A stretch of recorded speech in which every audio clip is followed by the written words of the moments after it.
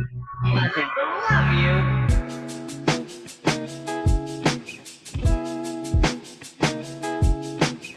Welcome to Beyond the Voices, a podcast where impactful conversations spark change, amplify unheard stories, and inspire actions.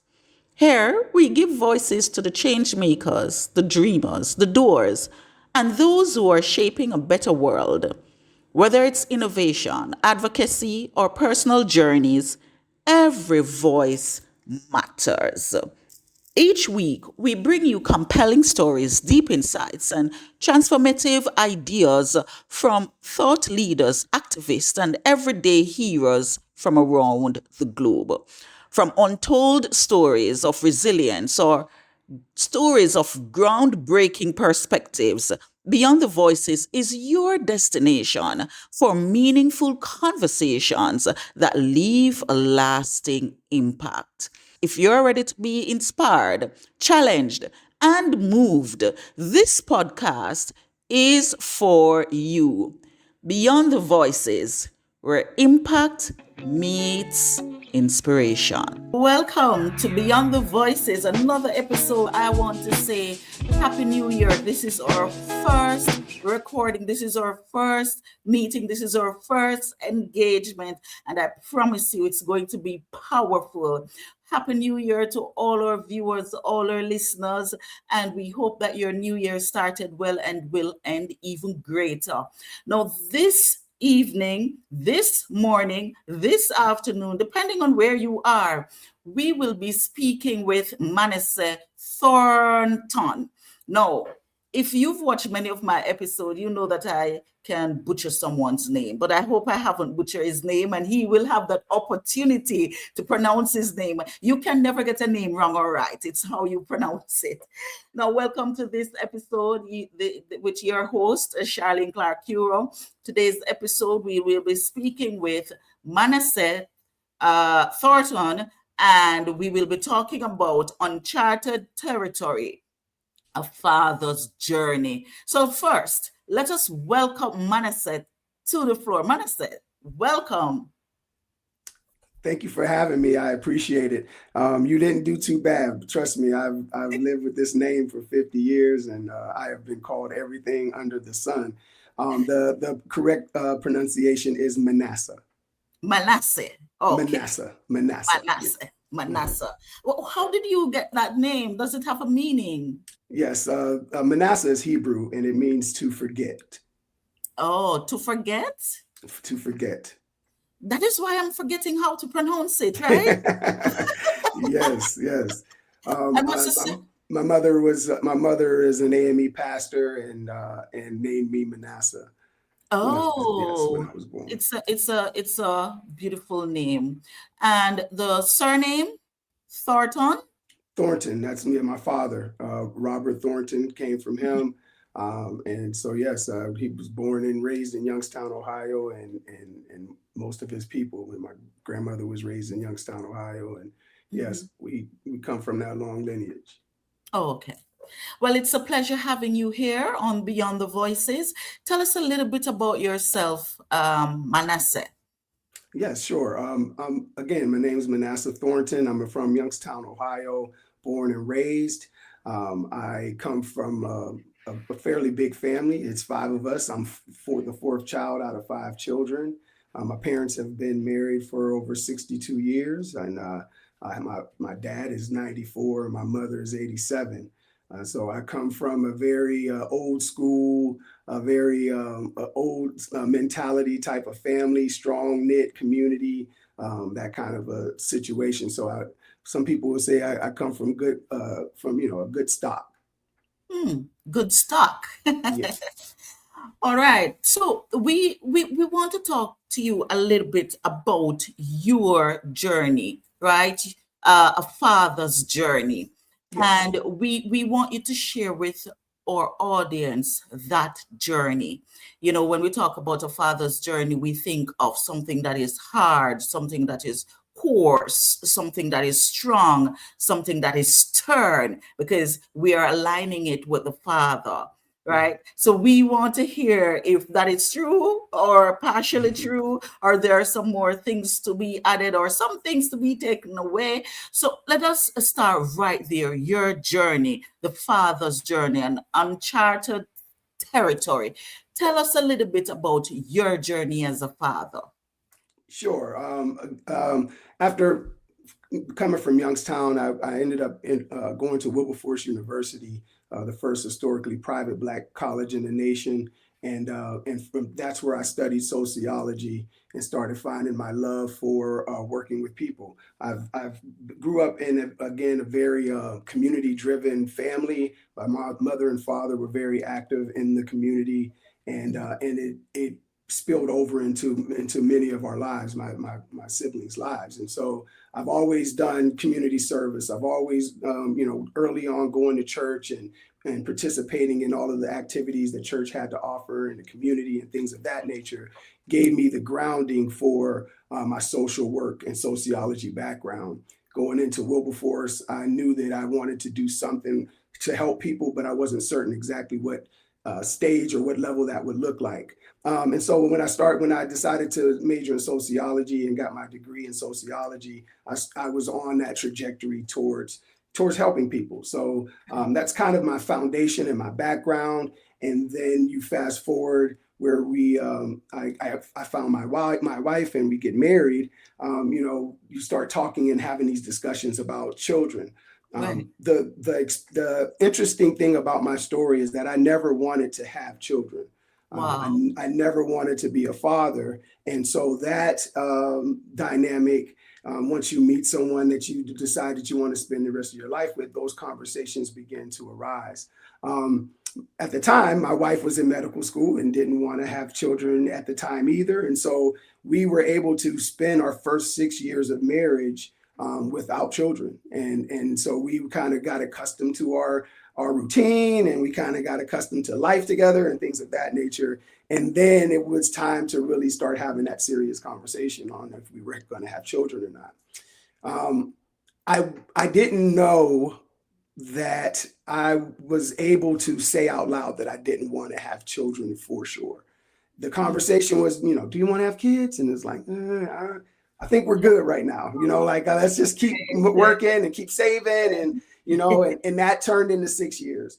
So because my wife is a physician and she knows a lot about medicine and health, that biological clock started ticking and times start becoming a conversation where, well, if we're going to have a child, we probably need to start thinking about doing it now because we don't want to get to a certain age where it becomes more complicated.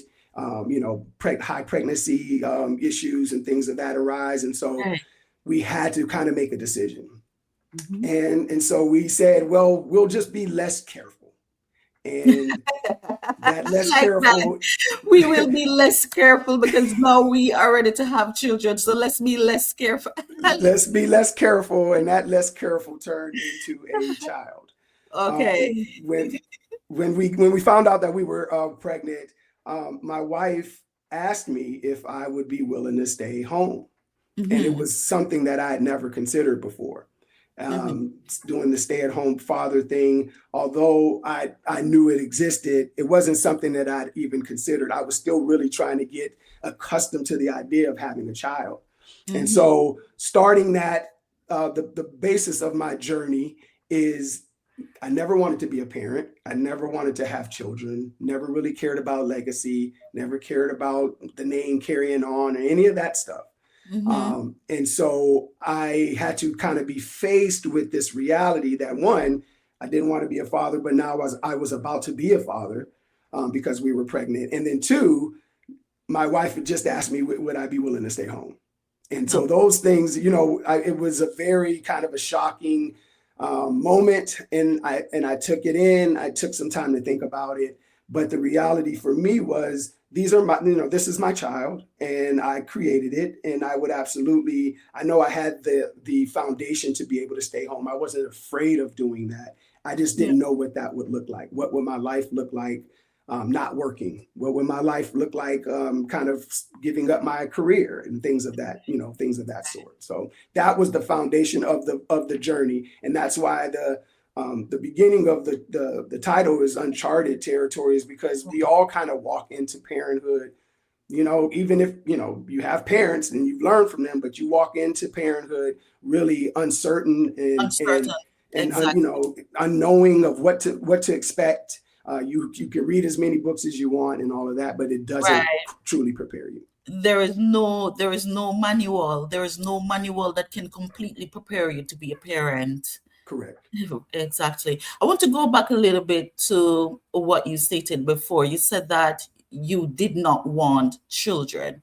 It's rare when you find men who really don't want children, because men are groomed to ensure that their name carries on, Hmm. right? So why didn't you want children, if you can share with us? Yes. It was just growing up in this country, and experiencing a lot of the things that I experienced. Mhm. I just found that um, the feeling of having children was always an ambivalent feeling for me. It was never like, yeah, I would love to have kids. It was always like, ooh, why would I do that? Like, why would I? My focus has always been trying to figure out life for myself. And to be honest, even at 50, I have not figured that out. You know what I mean? It's trying to walk through this earth and this life, figuring things out, and figuring out how you're going to go through this life. And so I've been trying to do that, and knowing that creating a life complicates that journey for yourself. You have to sacrifice a lot to be able to take care of a child, and then start trying to figure out life for them. For them. And Exactly. so I never wanted to do that. It never seemed fun to me. I had friends who had children at early ages. Some friends who had children in high school, or right out of high school, and so I would see, how complicated their life would be. When Right. it's time, when we want to go on a trip or we want to go out, it's like, well, I got to go home. I got to go to work. I got to go home. I have a child. I never wanted to live like that. It seemed so serious. It seemed so intentional, and I just never saw my life in that way. And Yeah. so I always just kind of felt like, ooh, no, I don't want to do that. Yeah. Why? And then the other part of it is, and it rings so true to me more now, more than ever, was that, why would I want to create a life in such uncertainty in this life? Like, there's so much stuff going on, so much pain and hurt going on in the world. Why would I want to create a life to have to endure a lot of that? There's plenty of Exactly. people on the earth. It's not like we have to populate the earth. The earth is populated. We almost have too many people. So this idea that we must procreate always seemed a little like the cart before the horse to me. Yeah, yeah. And how many lives have you created to go through I've this created messy two lives that I am totally aware of and have been told about. I have journey? two lives, two sons, 14 and 12, that I am super, super proud of. But So, it is the journey to this has been very surreal, and it continues. It doesn't stop. When you have children, it's a lifelong mission, and it's a you lifelong never kind of get mission. rid of that. They will always be your children, even Yeah. at 100 years old. Now, tell me, when you realized that you were to become a stay-at-home dad, I mean, you toiled with the decision because you were contemplating whether or not it's time for you to lose your career, it's time for you to give up this, when you realized that you were to become a stay-at-home dad, what was it like for you? What were some of the things that you had to tell yourself? What were some of the things that you began thinking about? Because this was a new journey for Yes. you. I can tell you, sitting we had an elective C-section, so I can tell you with my first son, Elijah, it was a very out of body experience. Sitting outside waiting, while they prepped, knowing that within the next 10 to 15, 20 minutes, I was going to be a father. Mhm. And yesterday this life was not here, and today the It life will be is. here, and the responsibility will be paramount. And Mhm. so it was a lot of uneasiness, because it's just this. I know everybody is like, oh, it's a new life, you're so excited and all that. And there was some excitement there, but I felt there was somewhat of dread. There was like, what is this going to look like? What is this going to be? How will I make the transition? Will I be good enough? Am I going to have Mhm. to fight her family off because they're like, they won't trust me with the baby? You know what I mean? Like, it's you have a lot of those things going on in you as this internal battle. Once the child gets here, obviously you want him to be healthy, 10 toes, 10 fingers, that whole nine. And when he did, all, obviously thankful for that. But then you just immediately are thrusted into a full on, it feels chaotic.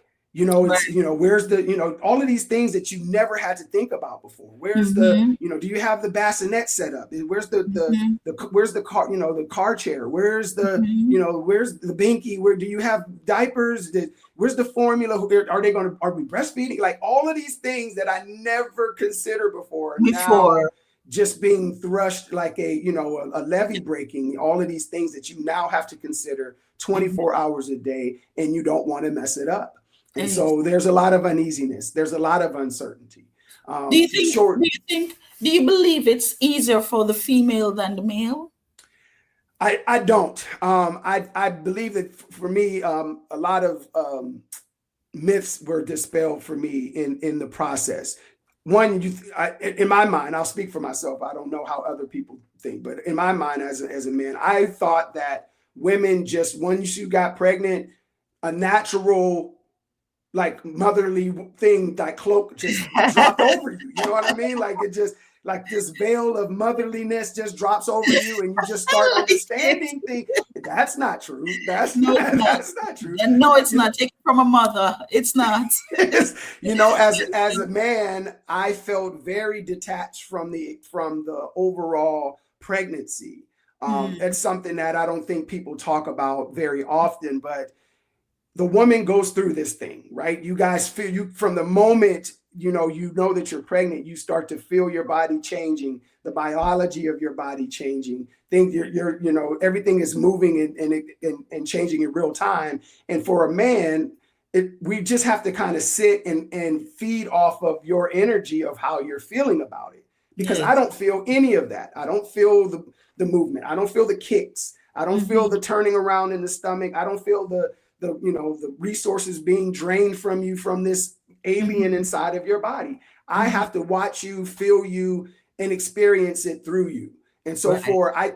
I know for myself, but I think for a lot of men, I think that we are detached from this experience in a way where Mhm. women are wanting us to, and I did all of this stuff. I did all of the prenatal care, the wiping down the belly, and listening to the baby with putting headphones on the belly, and all of those things that you want your significant other to do during the process. I did those things, but I felt Right. completely detached from the pregnancy. I Mm. felt like So it was something was happening also that a I was learning supposed to be a moment part for of. you as well. It was a learning moment for you as well that allowed Yes. you to dispel all those uh what you call them myths Yes. that you once believed, before. So you were learning and understanding more, while you were Yes. going through that process. But when we talk about here's a question I want to ask. Let me not make the statement. Let me just ask the question. What assumption did you have to confront both from yourself and from others once you decided to become a stay-at-home dad? Well, again, I talked about dispelling myths, and the biggest thing was, what is a man if he isn't a breadwinner? Hmm. What is a man's role if he is not the one making the money or making the most money? Exactly. Right? And so that according to the way that we're raised, it means that I'm not a man. Mm. right? If we go by the way that we were raised in this country, the Means that man is you're the not the bread. head of the home. Right. I'm not the head of the household, right? I'm Mhm. not the head of the household. I'm not the breadwinner. I'm not the one Mm-mm. bringing home the bacon. So what does that mean for me if that means that I'm useless? I'm Mhm. useless if I'm not bringing in the biggest financial portion of this family. And that's just not the reality. That is it's such a myth of how we're raised in this country that it has to be the man. If the man isn't doing it, then it's not right. If the man is not the one that's bringing home the most money, then you have a household that's divided. It's just not true. What I've realized, and I've known this, but I had to go through it to truly stand in it and to sit in its reality, is that we are multifaceted as men. We you know what I mean? Like this idea that the only thing we can do is go to work and come home is a fallacy. It's a We fallacy. are just that we can be kind, we can be Soft, affectionate, we can be emotional. we can be nurturers. Yeah. Like I know men who feel like I can't, even when they have a child, I can't hold this child until they get to a certain age because they Yes. feel like they're so fragile that we Yeah. might break them. And it's Right. like this idea that you can't be soft and nurturing, and is really a lot of the things that I had to show people by doing it. Right. My Exactly. wife is a physician. I'm a social worker. I'm never going to make more money than her.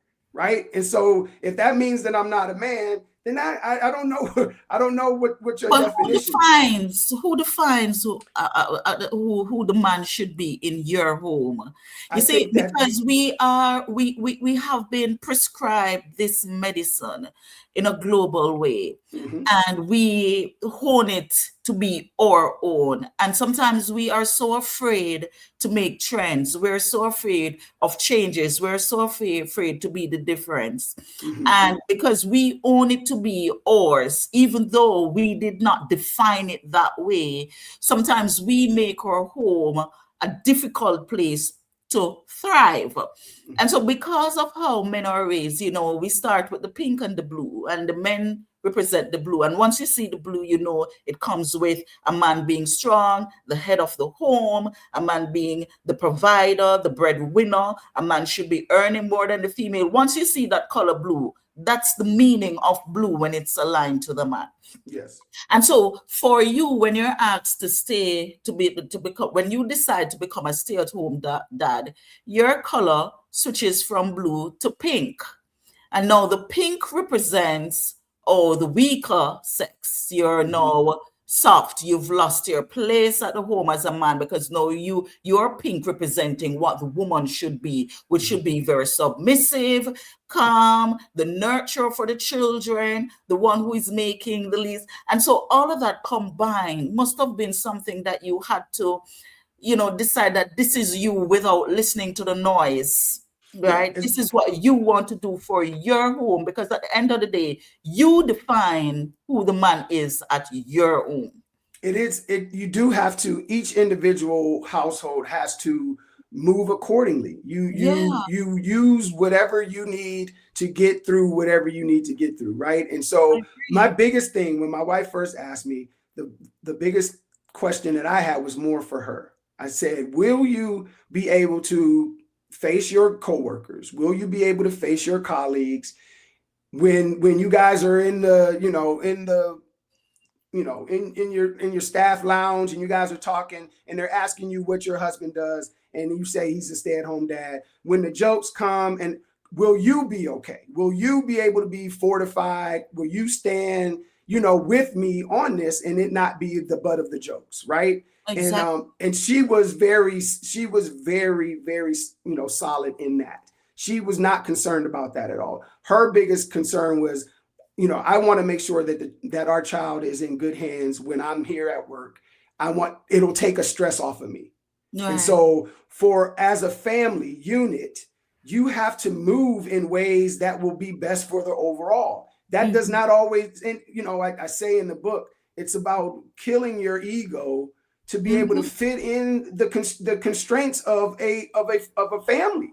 Yeah, Not exactly. everybody can be and do everything that they want to be and do. You have to be able to fit into some type of box so that everybody is getting what they need. And so if it means that you have to sacrifice something, everybody has to sacrifice something, right? And so this is for the greater good. Is this for the greater good? Yes. Let's walk through it. Let's plan it, see what it looks like, and then let's execute it. And so for 14 years, I've been a stay-at-home father. I have done the school events. I have picked up from, I'm taking the practices. I'm doing all of that. I am fortified in my position, and the sacrifice will show in the process. The sacrifice will show in the type of children that I'm raising, right? And so that's where I sit in it. I'm okay with that. I walk in that. I don't have any shame in my body about the sacrifice that I made to stay home with my kids. Exactly. And so from that came your book, Uncharted Territory. Tell Yes. us a little bit about that. Well, you've just told us a lot about it because it's of your Well, experience from being a stay-at-home dad, your decision to become a stay-at-home dad. And so your book is to empower other men. Tell us a little bit about the book. It's not just you being a stay-at-home dad, but what does your book serve? It was a therapy cleansing for me, because of the things that I talked about before, not wanting children, never wanting to be a father, and then Right. being thrusted into a stay-at-home dad role. There was a lot of challenges for me, emotionally and psychologically, about giving up my career and doing, being in the four walls, constantly, not really having, not having more to do other than to take care of these kids. And so I sat in that, and I resented being a parent. I still resented the idea that I don't want to do this. I don't want to be this parent, even though people were telling me I was doing a magnificent job. Man, you're doing such a great job. Wow, you're such a great father. I was getting these comments from people all over. And I was saying to myself, like, I don't want to be, though. I may be a good father, but I don't want to be a dad. And I had to try to work through those emotions. So this book is just bullet points of thoughts and feelings, real raw feelings that I had during moments of raising my children early on when they were infants.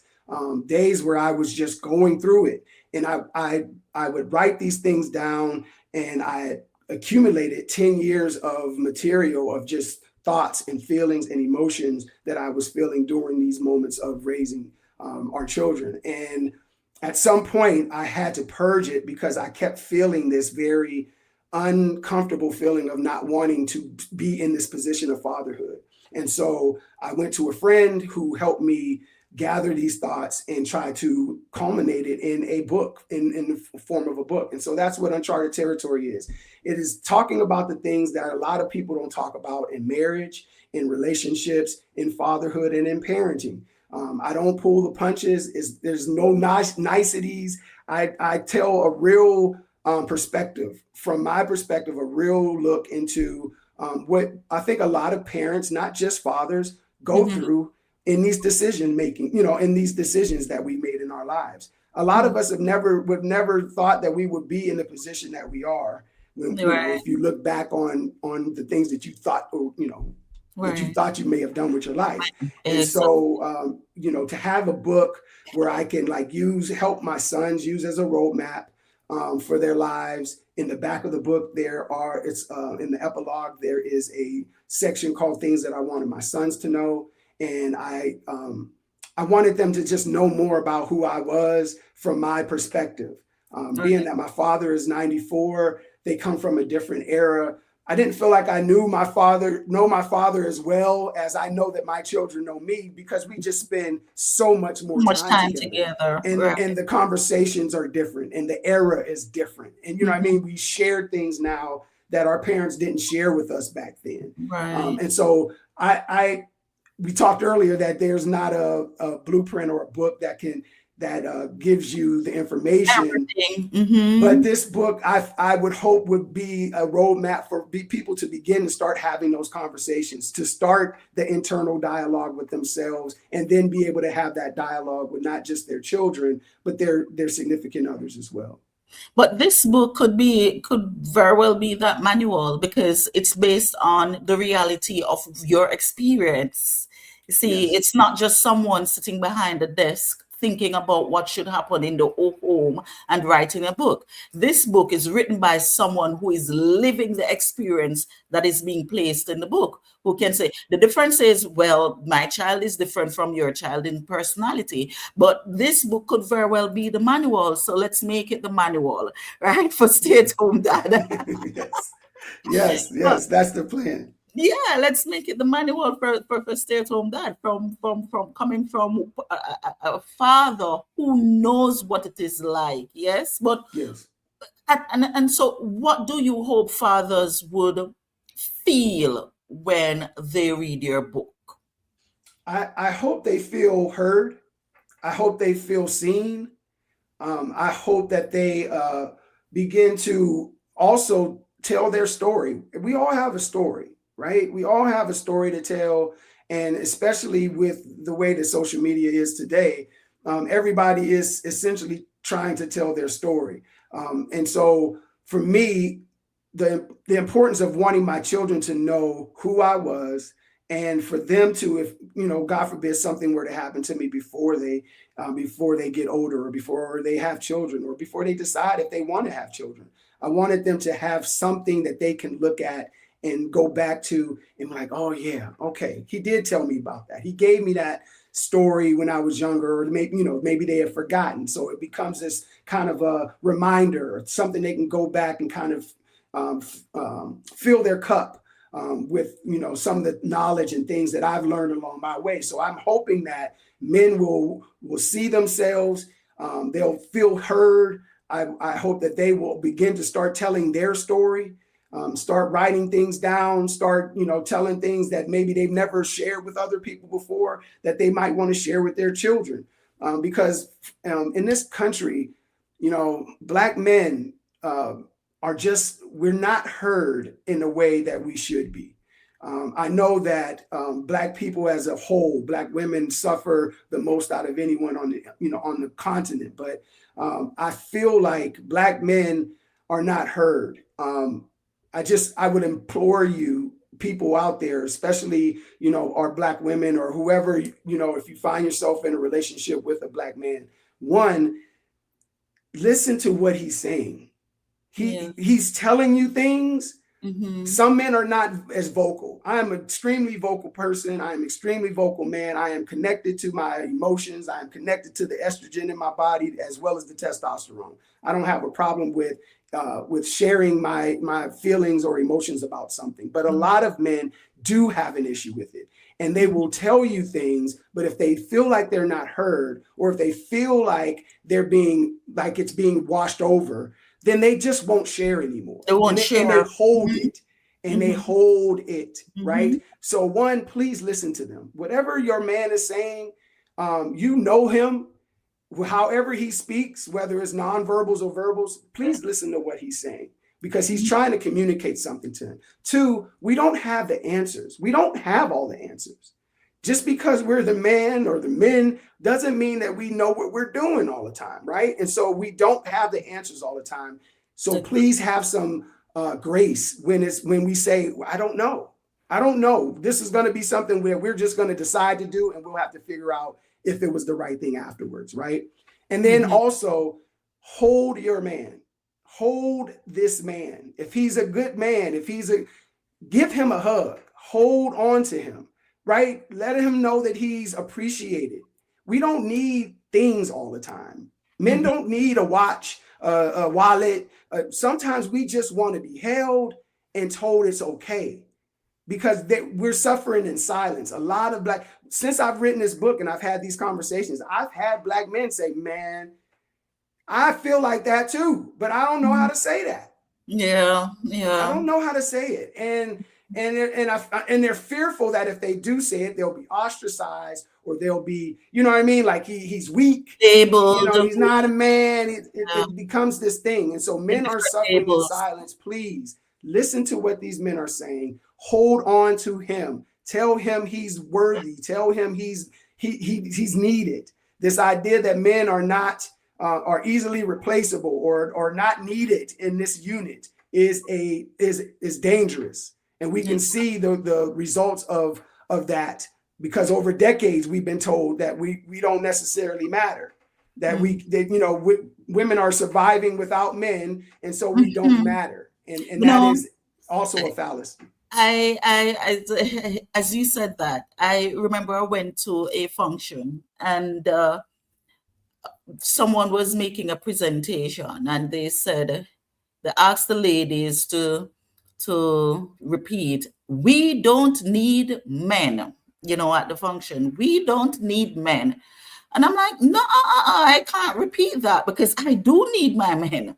We need men, and it's that ideology that, the world can survive without men. And that too complicates how society listens to men. Yes. That too complicates how women respond to men, because then we are here sharing with our people that men are replaceable, but who or what are you going to replace them with? Yes. And so every home needs that father figure. Every home needs that father figure. And then because of the notion, the belief, the new belief, I want to call it, that men are not important anymore, you have mothers who believe that they can also play the fatherly role, which is not possible. Yes. Right. But thank you for sharing. And ladies and gentlemen, viewers, this is how society can become better at listening and supporting our fathers. Yes. Now, what, or should I say, with one practice to start today, what would that be in your view? Practice as far as what? As far as accepting our men, understanding that they can be nurturers, Mhm. understanding that they can be the caregiver, understanding that they don't have to be the highest earner in the home, Mhm. understanding, that fathers, men they do have emotions as well. With one practice to start today as a people, right? Not just as male, but as a society. In your view, what would that be to make it more understandable that fathers, I want to put it this way, that men are human beings too? Mhm. Yeah. Um, I would say listen to that inner voice that you're hearing inside of you. That one, you have to feed it, and then you have to cultivate it. But we all have a story. It's our job to find out what our purpose is. It's nobody else's job to figure out your purpose. And so the practice would be one, to start cultivating that voice within yourself, listening to it, cultivating it.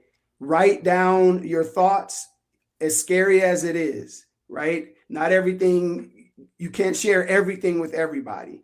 But when you start writing things down and getting them from within, from inside to outside, it begins to start the process of the map, right? Mhm. I think a lot of us are just we keep it within our heads, and we think about it constantly. It becomes this movie that we play over and over and over in our minds, but we never quite engage with it because we don't take it from inside and bring it out.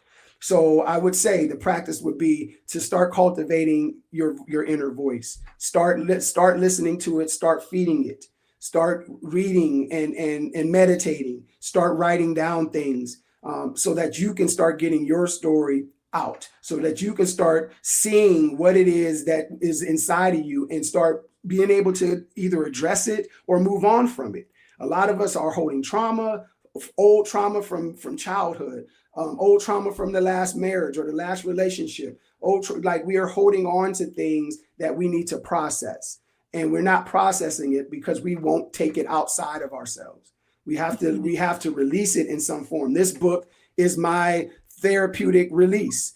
It is me trying to cultivate my voice so that I can start fine tuning it. The only way I can do that is by getting it from the thought to fruition. And so the practice would be to write, to start meditating, cultivating that voice within yourself so that you can start becoming a better version of yourself. Exactly. And so if you are that uncharted, well, father who is on the edge of your own uncharted territory, you've heard it today. You need to cultivate positive thoughts. You need to begin to write down how you feel, what you're feeling. You need to begin to zone into the whole fact that you too have a voice, and you, as the father, can be the nurturer. You can make decisions without thinking about what the society will think of you, because the society, after all, the society is not living within your home. Yeah. And sometimes it's not just society. Sometimes you said earlier, sometimes it is the home. Yes, Sometimes this is it. sometimes you are with a woman who will ostracize you if you don't work, or if you're not making more money than her. But Sometimes you will be with a man who will, make you feel smaller because he's the man of the house. We sometimes are our own worst enemies. And so you have to, one, be careful of who you are, spending your time with, who you're procreating with, who you're deciding to spend your life with. Those this things matter. that is very important, because if you're in the home where the woman is the one who is breaking your confidence, then something is wrong with that home. That's not a home that, I mean, your children can thrive in either, because then the children will see that as well, right? So like you stated just now, you have to be careful who you're choosing to become your lifetime partner, to build a home for you and your family. I want to ask you this question though. Now that you've decided and you've been doing it for 14 years, from your voice, I want to hear the voice of your wife. What does she think of you being the stay-at-home dad? Is it that she's thinking that you're doing a good job, or is there something that you're doing that could have been done better? Tell me about that kind of, Yeah. this I'm married to a thought. type A personality woman, and she there's always something I could be doing better. Trust that. There's always something I could be doing better. But I've always gotten her support. She knows. I mean, I believe that the proof is in my boys. They are my testimony. They are the greatest thing that I've been able to offer the world. You know what I mean? And so that's what I kind of hang my hat on, is that these kids are pretty amazing kids. They're smart, they're talented, they're kind, they're intelligent, they're funny, you know what I mean? And so but I feel like for her, I've just been able to give her peace of mind, and for her that is invaluable. The fact that she's always, I think in 14 years I may have called her two times to, like, at work for, a situation that may have happened or something. Like I've really been, able to kind of forge on and do things on my own, even though they aren't always the way that she would want it. But that's life, right? That's a real family. That's a real community. Not everything is going to be the way that you want it to be, but as long as we can agree on the overall, as long as we know that the needle is being moved forward, I think that is the most important part of any family, any support family. And it still takes two to move that needle, because even though you are the stay-at-home dad, you still need the mother, right? But Yes, like I think it's yin and yang, right? There's yeah, no when one piece is missing, there's one piece something is missing. missing, There's right? always something Exactly. missing. It Exactly. doesn't mean that you can't do it. You know what I Yeah. mean? It doesn't mean that you can't do it. We see people doing it all the time. Single parent households, Yeah. blended families. We see But people there's doing it greater all the time. efficiency when you have both parents. Yes, there is. I could not imagine raising children by myself. Now, thank you for sharing. I want you now to tell our audience or listeners about your book, where they can find your book, how they can connect with you. Let's wrap up that way. Tell us a little bit about your book, where we can get your book, how we can connect with you if they want to connect with you. Let's share that. Yes, my book again, Uncharted Territory: A Father's Journey. It is available on all of the social media platforms and also all retails. But if you really want to support, you go to www.manasseh.com. www.manasseh.com is my website where you can order the book. I will sign the book for you. Also, send you a bookmark and things of that nature. And that's how you can get to the book. I'm also open for any speaking engagements and things of that sort as well. And I'm at books fairs and things where people in podcasts where people have asked me to speak at as well. So that's and the next step will be I've been asked to do an audio version of it. So that will be the next step in the journey for the book. And then I'll be doing another relaunch once that comes out. Awesome. Manasseh, as we wrap up your journey from growing up in Youngstown to decades in social work to redefining fatherhood as a stay at home dad, reveals a powerful thorough line of resilience, care, and courage. And your experiences challenge long held assumptions about gender, caregiving, and also identity, while your book, Uncharted Territory, should invite fathers into a space that is often invisible, undervalued, and misunderstood. At its core, your story reminds us that caregiving is not a deviation from strength, but an expression of it. As society continues to rethink what family, work, and masculinity is, your expression of it is fundamental. And we want to thank you for joining us today. As society shapes or redefine what fathers should be, what mothers should be, I hope this story will help in the in redefining, what it means to be a father, not just to look at what has been prescribed to us, but to define what a father should look like for our own homes. Yes, that's very well said. Thank you. Thank you for sharing your story and for reminding us that meaningful change often begins at home, one intentional practice at a time. And your story was very empowering. And we hope those who are listening, especially the fathers and the mothers too, who I'm sure some mothers are out there thinking, I wish I've had the conversation with my husband. The sad thing about it is that our son is already grown. I mean, he's 12. So it's harder to ask him to stay at home because it would be great to have him stay at home and take care of the children or the child, I mean, just so you get to understand that the child bonds with you a little bit more. But I'm sure that those persons who are listening, especially the mothers who are contemplating to engage their husbands, in this way, can find it a little easier to say, hey, you will not be the only person doing it. Here's a video of someone who is doing it and go buy this book. It can help you, because most men believe that if they stay at home and care for the home and the children, it takes away from their masculinity. Right. And you have just shared that that is not so. Thank you for sharing with us today. Thank you for joining us on Beyond the Voices. And we hope that you will continue to,